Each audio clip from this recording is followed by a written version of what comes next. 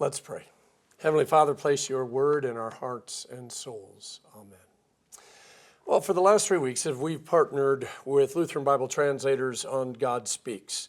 And this week, Paul reminds us, by the way, that the Bible is more than just something that gathers dust on a coffee table or shelf. Now, whether you have a paper and ink copy, whether you have an app on your phone or computer, whether you listen to it, it is useful for teaching, rebuking, correcting, and training in righteousness.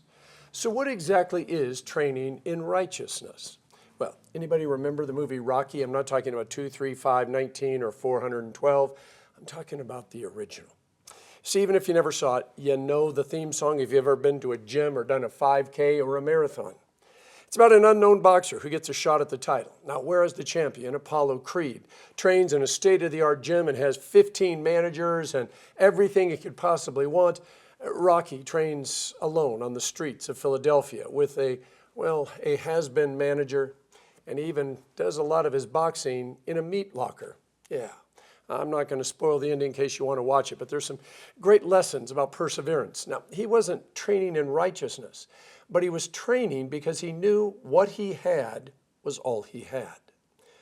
Ephesians 6:13 says, our struggle is not against flesh and blood, but against the rulers, the authorities, the powers of this dark world, and against the spiritual forces of evil in the heavenly realms. Therefore, put on the full armor of God so that when the day of evil comes, you may be able to stand your ground, and after you have done everything, remain standing. I like Eugene Peterson's message better. His translation or paraphrase said, be prepared. You're up against far more than you can handle on your own. Take all the help that you can get, every weapon that God has issued. So when it's all over but the shouting, you will still be on your feet. All right, anyone face off with Satan or his minions this last week? If you didn't, maybe a family member, a friend, or a coworker did. Yeah, I know. We probably don't go around too much at the office or home saying, man, the devil's really been after me this week. You know, with all due respect to Flip Wilson, the whole thing of the devil made me do it, it's gotten a little tired. But the Bible does say that Satan is after us, like a roaring lion just waiting to devour us. Now, the world is full of people who are fighting things that they can't see and that they don't understand. And they just point their fingers in all directions, hoping that they can find someone or something to blame. Now, I can't blame Satan for all my troubles. A lot of my troubles have my name written all over them. But you know, the Bible does say that when things are not going well and there's spiritual issues, that Satan is usually behind the scenes pushing the buttons. And that's something, by the way, that totally makes sense. Now, there's an old saying, if you don't know where you're going, then any road will get you there. People usually have a pretty good idea of what they want in life. You know, if they want to be healthy, they go see a doctor. If they want to retire, they see a financial planner. If they want to go on a trip, well, they watch a YouTube vlogger that's talking all about the place they want to go so that they're ready. If they want to buy a new car, they read up on which ones are the best value. But what about heaven? Most people still believe that there is something after this life. So what are they doing in order to make sure that they know what it is and how to get there? I haven't ranted lately about moms and dads who come up to me and say, you know what? We aren't going to decide our child's religion. That is way too personal. He's going to have to wait, or she's going to have to wait till they're old enough to decide on their own. Now, meanwhile, I'm looking at a kid who's only 9 months old, wearing an LA Dodgers onesie, okay? He's also got on a Texas A&M bib. The parents are carrying brochures for Spanish lessons, gymnastics, swimming, and a host of other things. In other words, they have no problem choosing what sport team their kid is going to root for, what school they're going to attend, what instrument they're going to play, that they're going to be swimmers, and they're going to be in gymnastics, and they're going to play soccer. But talking to them about God is just way too personal. Now, these same parents, by the way, often also say, well, you know, we do believe in God. But as Inigo Montoya would say, I don't think that means what they think it means.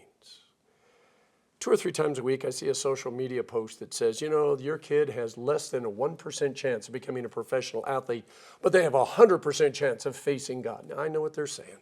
It's called third use of the law, and I get it. But you know, that assumes that the parents really are believers who actually believe in heaven and hell and sin. But to be honest, more and more, that's just not true, which is why they push sports teams, colleges, and extracurricular activities for their kid over church.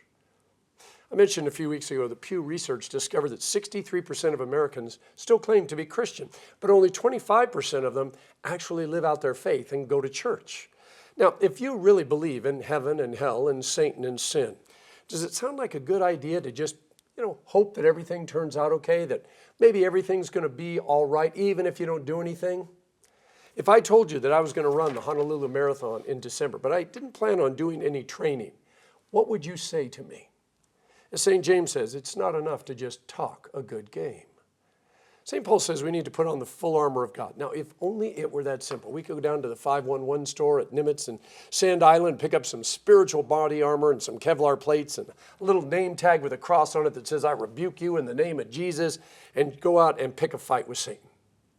I used to dream about that when I was a kid. Inspired by Superman, Batman, and the Hulk, I was single-handedly going to do something that nobody but Jesus had ever been able to do.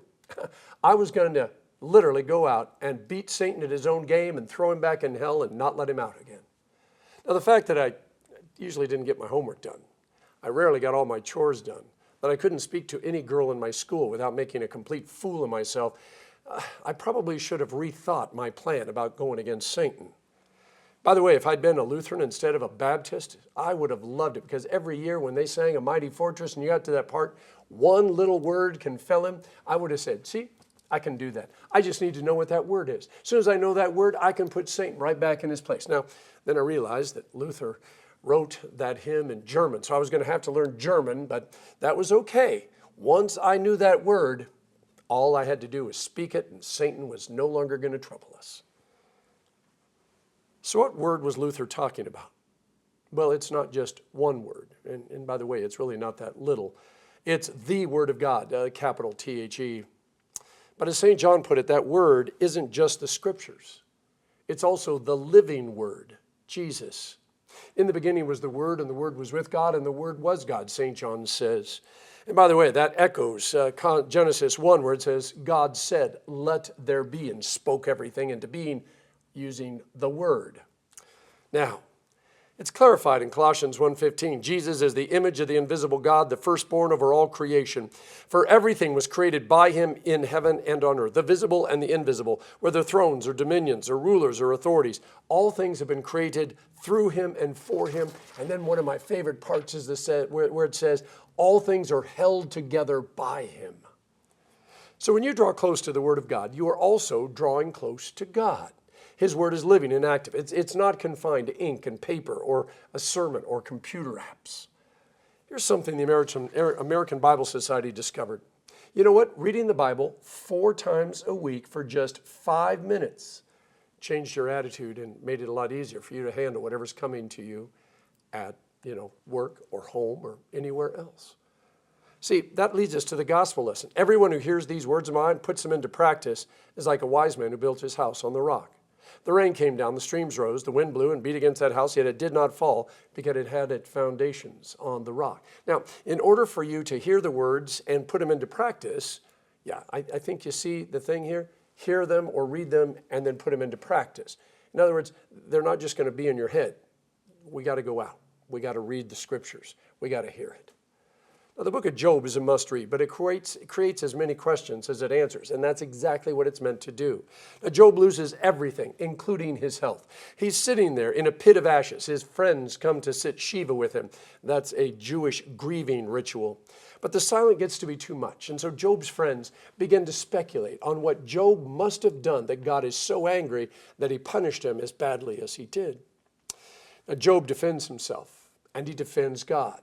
He spends more time defending God than he does defending himself. But some of the most beautiful words in that section are when Job says, the Lord giveth and the Lord taketh away. Blessed be the name of the Lord. Back and forth Job and his friends go, and then the shell cracks just a little bit. And Job says some words that he wishes he could take back, but he knows he can't. Job has doubted God and doubted himself. Suddenly a whirlwind appears, and this thunderous voice booms from heaven. Who is this that darkens my counsel using words without knowledge? Now, even Job's friends knows that this is God that's speaking. And the only question is, did God come to talk to them or to Job? Now, we always assume that God is somehow absent when bad things happen. Where was God, we say? And if the silence lasts too long, just like with Job and his friends, we begin to doubt God, begin to doubt ourselves. We demand answers. We want clearly defined solutions, checklists. We want someone to blame. But that's not the way that God works. And even though Job's friends, we're just like them, to be honest. We run around spouting all of our theological nonsense. And we may not get the whirlwind and the voice from heaven, but the words, "Who is this that, darkens my counsel with worthless words," is still floating in the air. The time to read God's word, to let it dwell in your heart and soul, to marinate in it, is not when the lightning is flashing and the thunder is booming and the world is coming apart.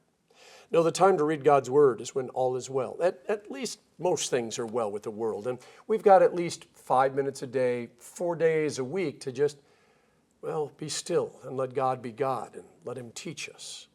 See, then when the lightning flashes and the thunder booms and either the world or our world is coming apart, instead of running and trying to find a Bible and thumb through the pages hoping to find something that makes sense, we run toward the lightning and toward the thunder, even as the world is torn apart, because we know that, nothing can separate us from the love of God that we have in Christ Jesus our Lord. Paul promised that to us in the book of Romans. It doesn't mean we have all the answers. It means that we know who does have the answers, and that's enough for us. You see, God doesn't give answers. He gives himself. He's the answer. He's the word we seek. He is the one word that will fell Satan and has fallen Satan or fell Satan. You'll have to figure out the grammar on that one. Monday afternoon, the phone rang. It was a dear friend and a former member of our church. And he called to tell me that his daughter had died. It's a cliche to say that she was too young and had too much to live for. But she was, and she did. They'd been gone for about 25 years. But this last summer, the whole family was back on the island, and we got to have a beautiful dinner with them, and I got to spend time with them, and that is something that I will always be grateful for.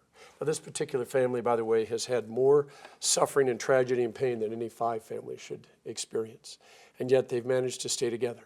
Remember Colossians 1 that I said? In Christ, all things are held together. And I know that they're talking about the universe there, but to be honest, it also means that he holds families together and individuals together, communities together, and churches together. You hear me talk about the hungering darkness a lot. Yeah, it's out there in the world.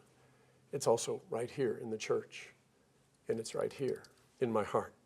The Bible opens a hope and a future to us. It allows us to see things that we can only see through faith.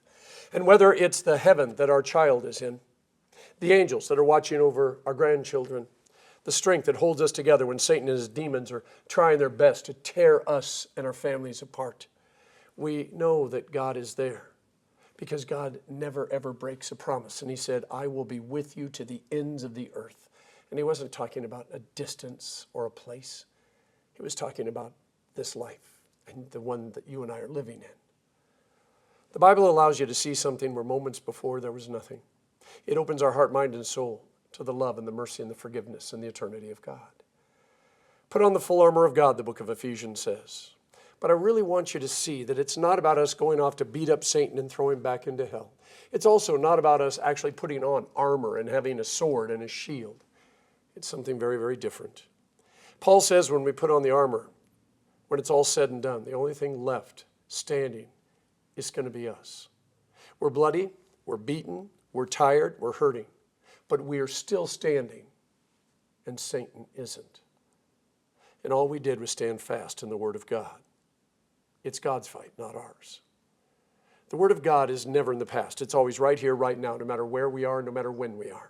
When Moses asked God's name and God said, "I am Yahweh," it was meant to show us that God always was, is now, and always will be.